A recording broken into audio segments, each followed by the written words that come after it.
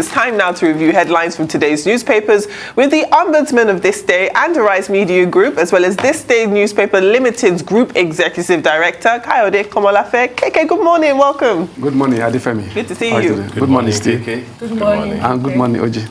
You're welcome. Happy Sunday. All right, so we start as always with This Day on Sunday. The lead story there says 184 train passengers unaccounted for, as NRC confirms safety of 170 others. The riders here say relatives report 21 passengers missing. IG patrols Abuja Kaduna Highway, deploys tactical squads, drones. Military eliminates 100 terrorists in Zamfara, Kaduna, and Borno. On top of that lead story, the story on page 5 is featured, which says PDP in dilemma over zoning. 37-member committee still divided, meets Tuesday. 9 Southerners, 5 Northerners pick presidential nomination forms, making that 14 as at today, trying to be president of Nigeria come 2023. And on top of the masthead, National Theatre attracting FDIs, ready November, says Emefiele. The governor of the central bank happens to be the one who's been championing the new National Theatre. And I think they're saying that about $100 million has been spent so far on the National Theatre. And on the window, Buhari, Oshibajo, Obasanjo, Gbajabiamila Sanwo-Olu, Abiodun Gambari, Dangote salute Mama Otedola at 90, the wife of the former governor of Lagos State. And the cover picture is that of Lady Doja Otedola herself at 90. I'm sure that at 10 o'clock, we'll be crossing over to the live proceedings at the church to celebrate her 90th. Last but not the least, Soyinka Omishore's election as APC National Secretary has crippled probe of Bola Ige's murder. That's from the Nobel laureate. Those are the stories on the cover of This Day. KK, over to you, sir. Yeah, thank you, Steve. Let's start on a sharing note, and that is joining others in saying congratulations to Lady Doja Otedola, former First Lady of Lagos State, and mother of our brother and friend, Femi Otedola, that we should also congratulate him and his siblings, in celebrating their mother. It is also very symbolic that Mama is celebrating her 90th birthday by building a church, for a parish of the Catholic Church, and to wish her. Hello? Yes, sir. Yes. And that is wishing her, long life, good health, and the peace of the mind. I think that is what she needs most, at this age. Yeah, now, I think it's so amazing. I don't know. I'm a social media. Say what you? Miss Trending herself. Trendy and always trending. So yeah, I was on Instagram and I saw a video of her dancing. Femi Otedola had posted her on his Instagram page, and she looked really good. She was actually, 90 is amazing. She's blessed. It's great. At 90, if she could still be so like that, it's great. Yeah. So it's congratulations to Mama. Yeah.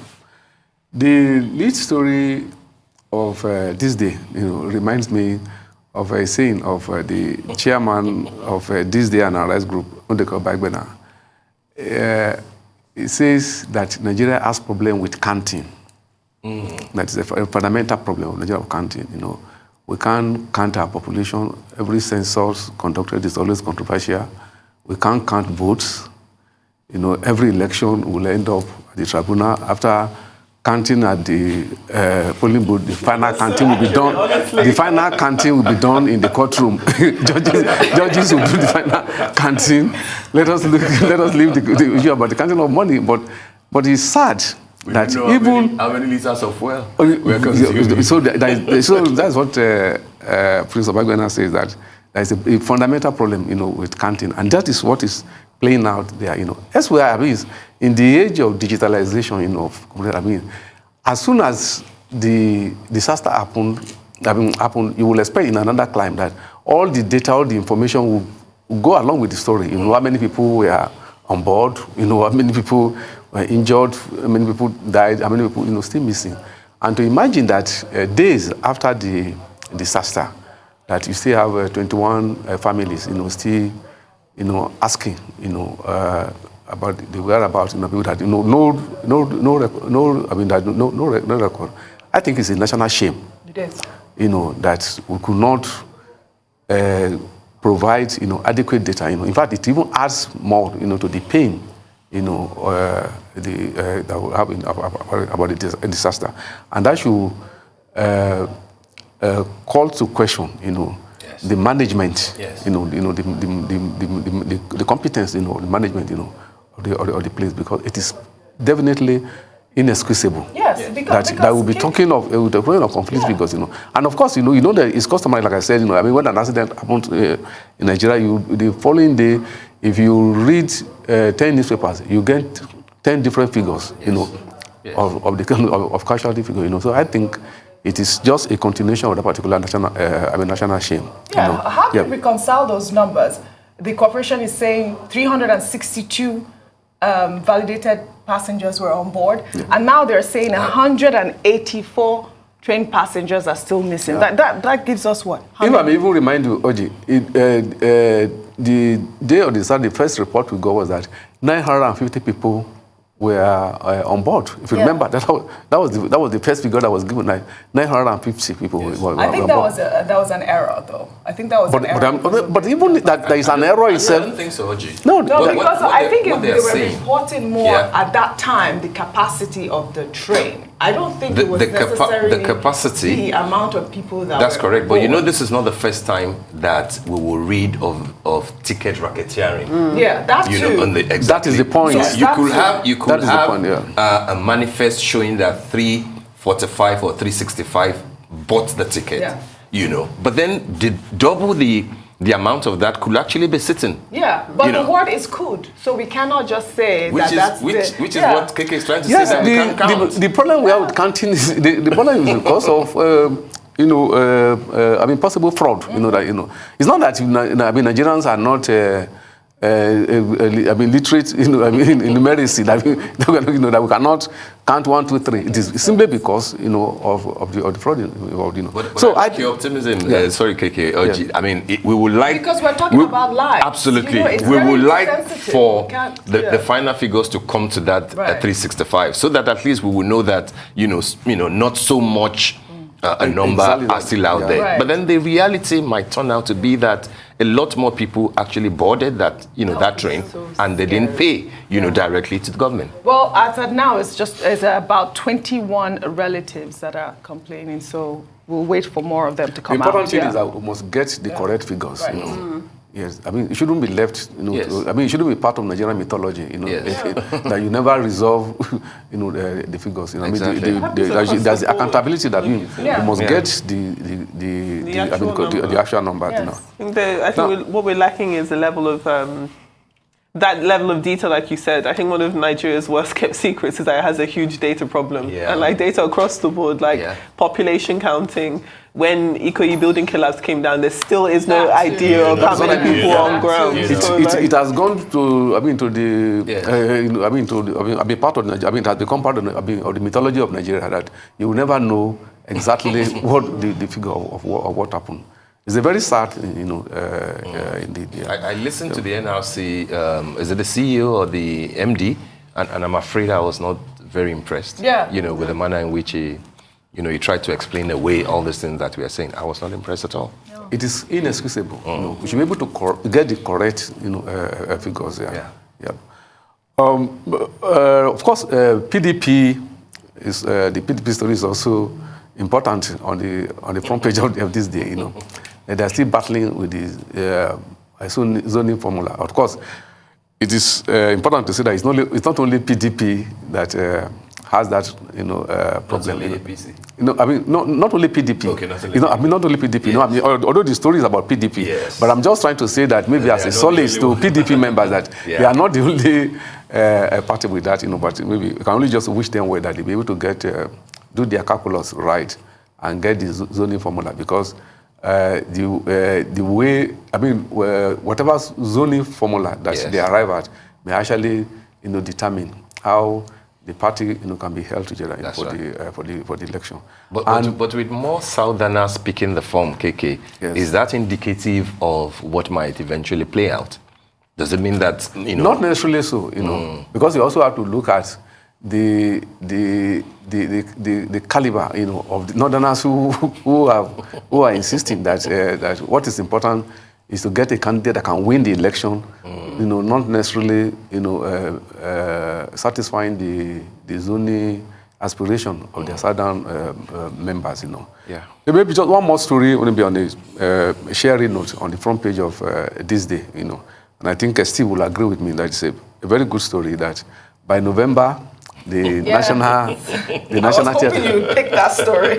Okay, that the national theater will be ready. I think amidst the gloomy story that we have, that is a good one. And from watching the governor of Central Bank, Godwin Emefiele, the governor of Lagos State, two ministers, Minister of Information, Lai Mohammed, and Youth and Sports Minister, Dare, and some other bank executives, in a very upbeat mood. Yes. I think that is the hope that it will be a great for the creative sector. Yes, if it is accomplished, it will mean a lot, for the socio-economic environment of Lagos State, and that is why I am particularly impressed that the governor of Lagos State, Governor Sanwo-Olu, is really, is deeply involved, in what is going on, and he could see, the possibilities that it holds. So let us hope that by November, as they said, the President Buhari will be commissioning, as they say, the renewed, and revamped, National Theatre and National Theatre. Even if they make it a Christmas gift to Lagosians and to Nigerians, it would be a fantastic idea. Indeed, you do. I agree with you, absolutely. All right, KK, we have to go on a short break now. When we return, the newspaper review will continue. Do stay with us.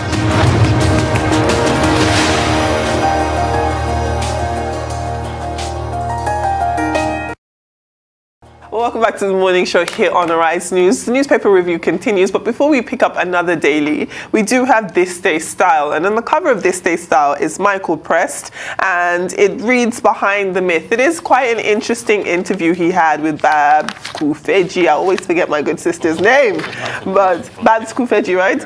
So, before we came back to the show, we were discussing, because obviously the Prest family is quite prolific and very popular in Nigeria.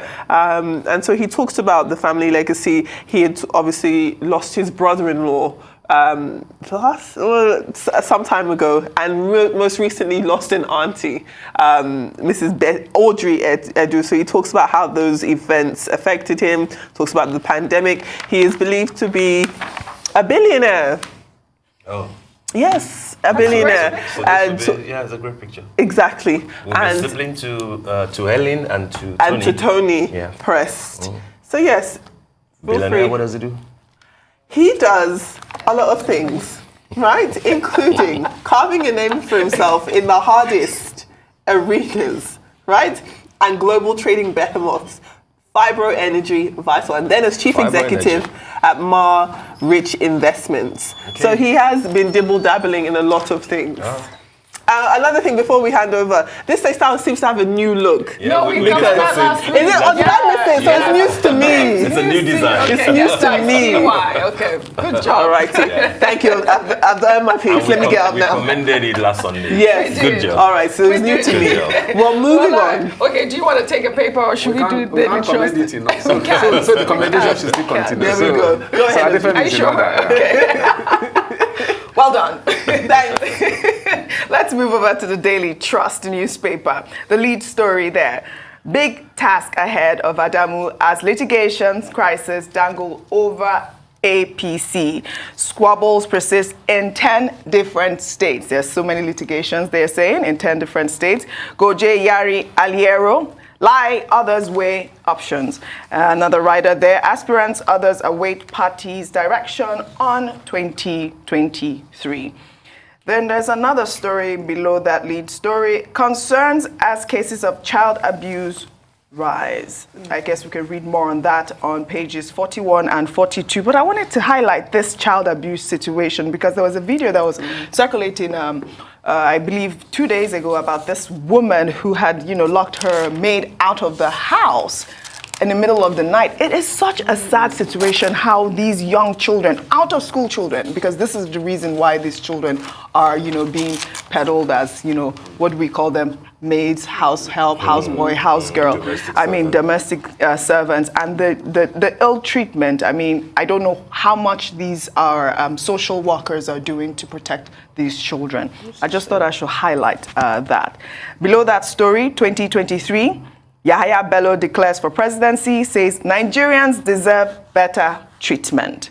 Now, above the lead story there, I believe there is research made how multiple conflicts claimed 60,000 lives in 10 years. The riders there, yes, in Nigeria. The riders there, land patronage, ethnic profiling, which is what we're, people are saying we're witnessing in Kaduna at the moment, corrupt judicial process, compound crisis, the report says. Another rider, no region is safe. There is need for new approach, says experts. And then we're not going to leave this day without discussing the amount of daily trust, without discussing the amount of days our school children have been held in captivity. 274 days, Bethel Baptist High School in Kajuma.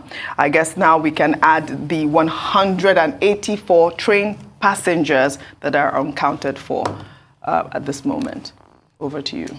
Yeah, very grim figures you have there, 274 days for children to be in captivity, and like I said, no sense of accountability on the part of officialdom, Nobody knows who is talking to the parents, of those, who is giving them psychological, moral, emotional support, giving of all those. It's not in the public realm, and there's no basis to even be hopeful, of their rescue anytime soon, And like you said, we just add to the list, of people who are in captivity. Don't forget that over 100 of the Chibok girls, on the 14th of this month, it will be 8 years, that the Chibok girls were abducted. Some have been released, but over 100 of them are yet unaccounted for. So it's assumed that they are being in captivity for the last eight years. Since 2014. And yes, and in different parts of the country, you have people are abducted, people pay the ransom in installments, and so the release of the victims, is also done, in an installment by the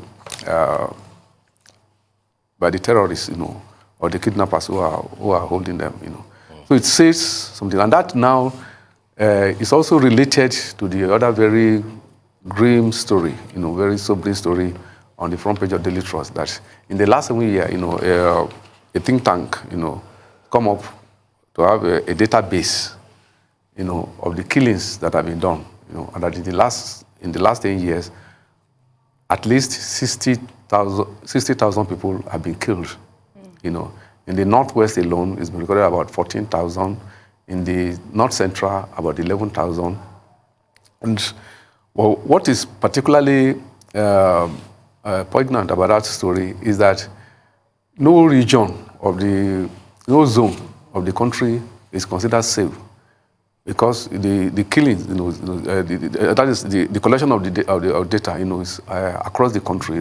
These figures were collected from every part of Nigeria, and that's how they come up with 60,000. So if you are even fighting a conventional warfare, if you have the casualty of 60,000 people, then that must be going to be a very bloody, a very bloody war, all these points to the fact that, that the security and defense authorities, that all the apparatuses of the Nigerian state, that they have a task that they have to perform, and that the Nigerian state, should again be reminded, of its constitutional duty, to all residents, all the people living in Nigeria, and that is that the security, and the welfare of the people, constitute the primary purpose, for which we have a government. Okay. Yep. All right. Should we go to the Punch? Yes, just quickly. So, of course, the train attack dominates the front page, and you talk about governor's mercenary plan faulted, military searches for missing passengers. So that's definitely something that's the Sunday Punch that we were expecting. But a few stories that jumped out that hadn't already been discussed is definitely Atiku is too old and lacks the capacity to be president, says CSOs and others. They insist that.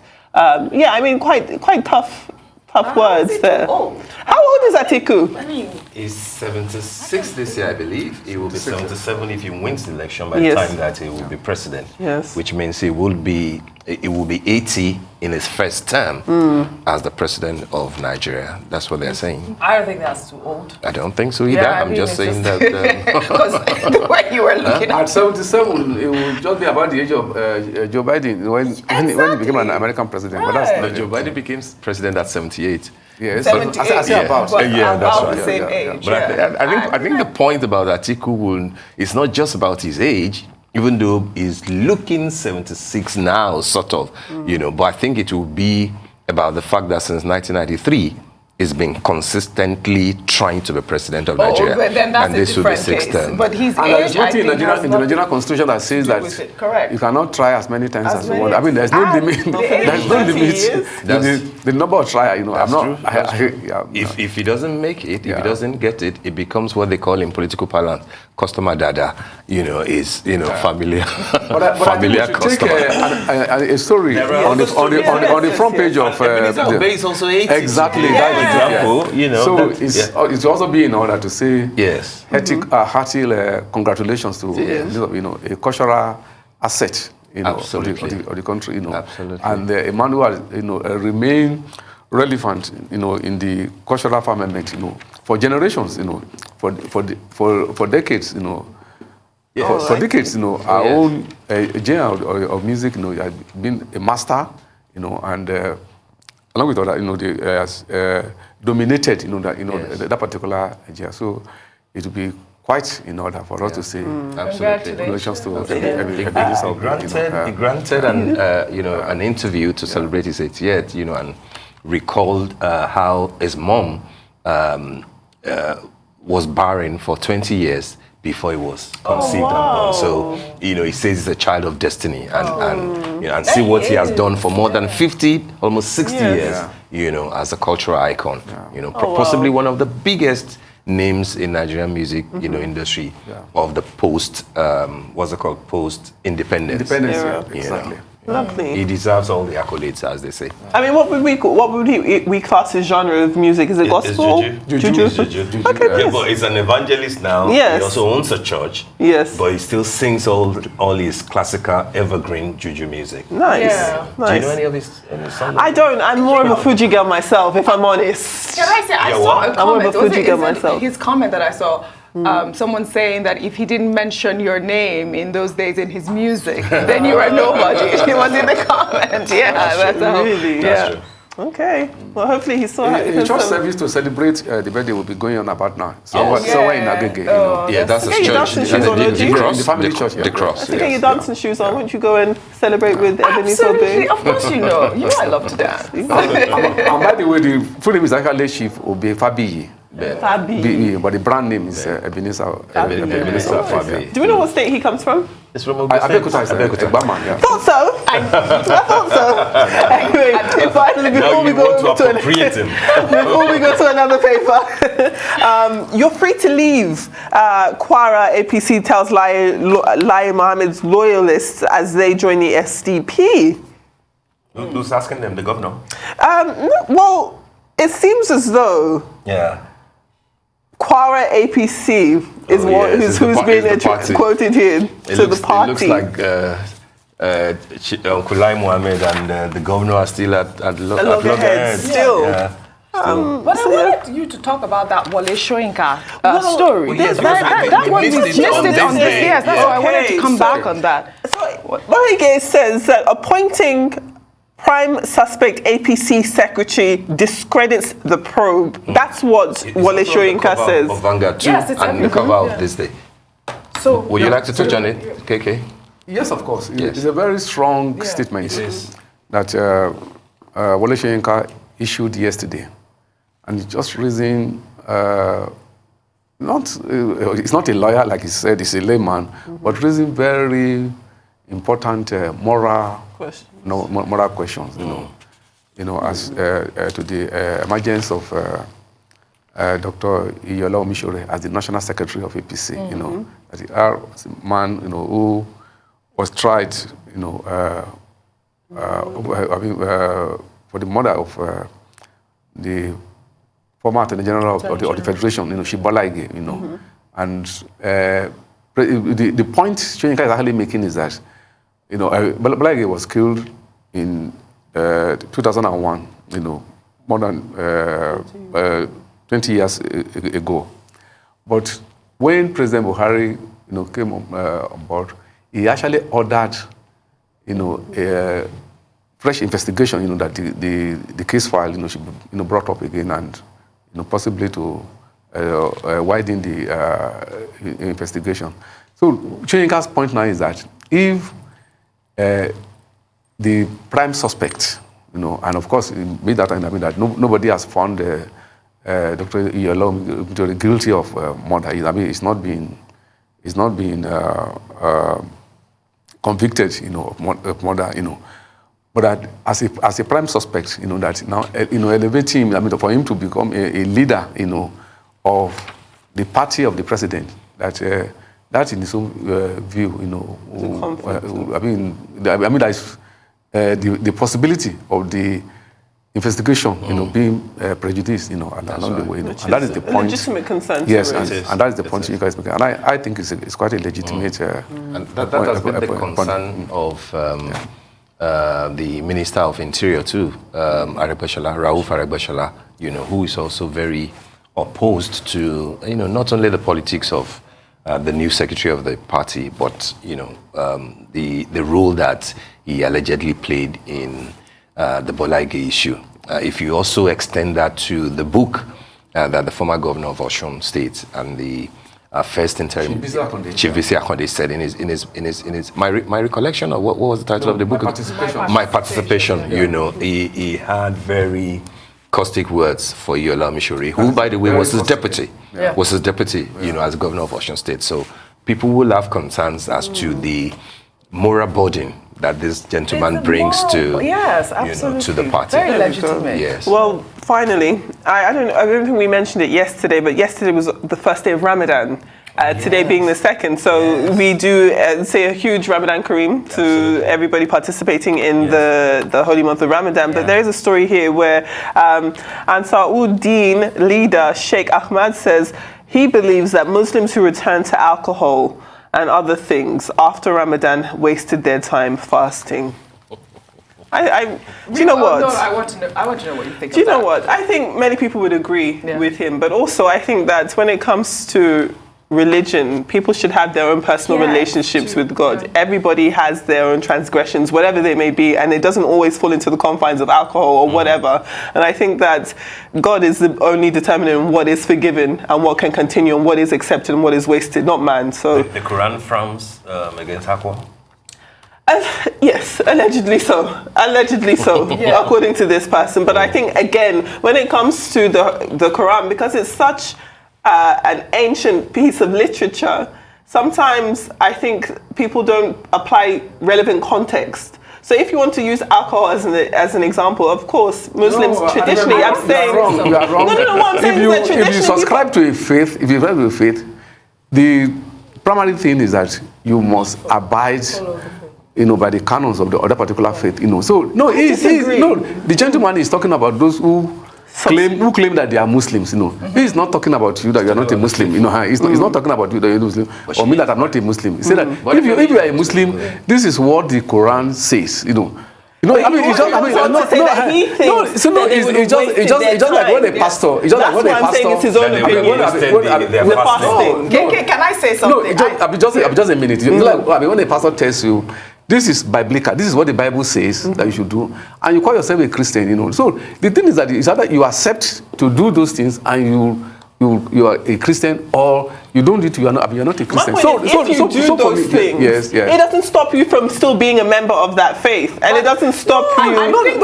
Don't forget, you call this person an imam. He's a teacher. His duty is to tell others that this is the way the religion should be practiced. So what he's doing is perfectly in order. Can you read his sentence and you have no basis. You have no basis to question what he's doing. Muslims after Ramadan. So Ramadan is a fasting period, isn't it? Yes. So when you drink alcohol, you give up something for a period of time, and the act of giving up, is what the sacrifice is about.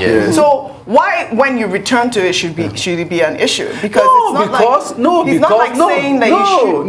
In Islam, it is not only during fasting that you should not take alcohol. That as a Muslim, you are not supposed to take alcohol. But then the sentence is just say, I'm a Muslim.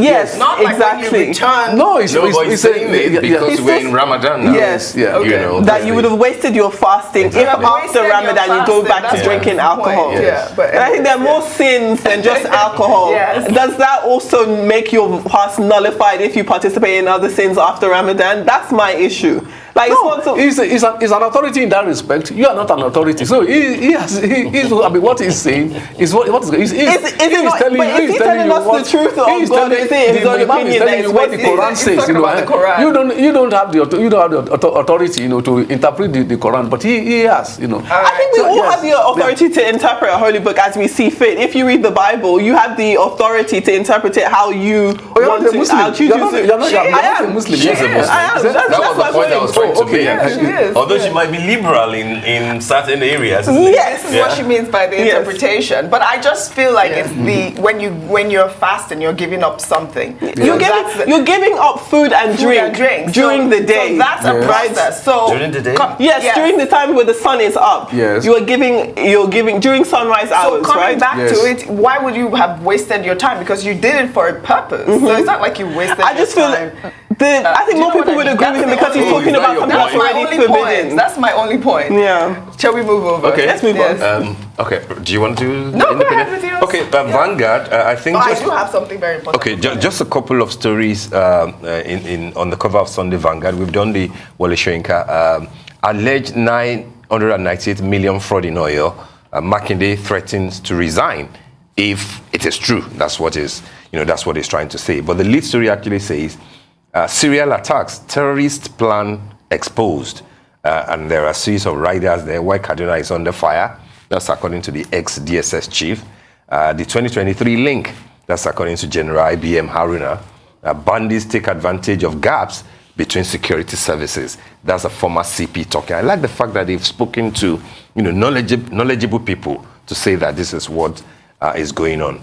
We also have the story of Yahya Bello declaring and unveils FFK, Zwingina, and Abiola's daughter. Interesting that the governor of Kogi State is bringing on board those who made, or shall we say, who were critical, not only those who were critical to Abiola's campaign, Hope 93, as at that time, but also the daughter, of MKO Abiola. I mean, this guy, I mean, like him or loathe him, it looks like he's getting strategic in a way. I don't know how that works for him. I reserve my comments on Yahya Bello and his choice of, his campaign, whatever. I am not sure how good luck to him. I don't know. I just feel like deal it's with such this. I don't know. Good luck to him. That's all I can say with that. Okay, so should we take it together because we're just 2 minutes? Okay. With the Independent, you said you have a story. Well, it's just the lead story there on the Sunday Independent. Yeah. Why consensus may force Tinubu out of APC. The riders, ex-Lagos governors, allies set for showdown. Heaven won't fall if Tinubu doesn't get the ticket, says the APC chieftain. Can we take the first time we've heard something yes, like that? This is very, very. But it is quite interesting, isn't it? I mean, so do you think, because there are a lot of people saying, people are saying less than 2 minutes, that he may Okay, just quickly, let's take the security one, the lead story of Vanguard. I think it's a very important story, you know, because like Steve said, a lot of insight is in that particular story, because you have experts, you know, talking that is the challenge now, is how to marry the kinetic and the non-kinetic approaches, you know, to be able to confront the worsening insecurity that we have, and I think that message, you know, should register very well, you know, with the defense and security. Okay.